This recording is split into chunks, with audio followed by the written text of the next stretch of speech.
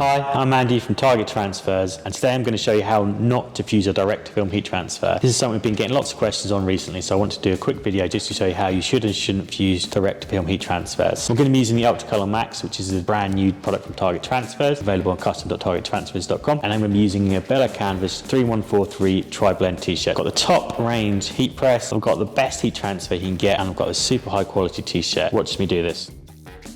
I've got the press set to 120 degrees for 9 seconds on medium pressure. This is 25 degrees below what you should be using your direct-to-film heat transfers for, and 3 seconds less. So you might be thinking, what difference does it make? It's only 20 degrees, it's only a few seconds, but it makes all the difference. Everything with heat transfers, direct-to-film, UltraColour standard, 1 to 5 color screen, everything is an exact science. When this magic gets unlocked on the back here, it all has to be done at a particular time, temperature and pressure, but I'm going to show you exactly why. So I'm going to pop that under here. So I'm going to put it straight away so you can see exactly what happens when you don't follow the instructions correctly, and this will help you from making further mistakes for your own business as well.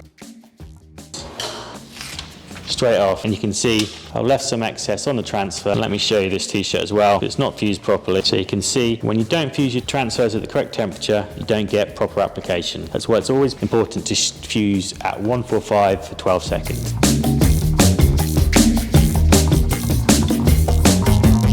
Okay, so I showed you how to do it wrong before, and now I'm going to show you how to fuse a direct-to-film heat transfer correctly so you can get it right every single time. Step number 1, always pre-press your garment. 3 to 5 seconds is adequate. Just gets the t-shirt nice and flat, gets any moisture out of the garment as well.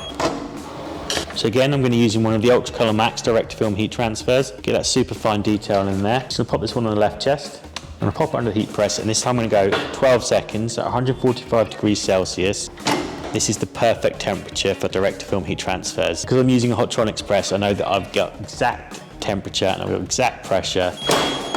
And this time when I peel it, nice hot peel, straight off. I'll get it close up for you so you can see it's perfect in every single way, and that detail is incredible. If you want to fuse direct-to-film transfers properly, 145 degrees centigrade, 12 seconds at medium pressure, and you'll get it right every single time.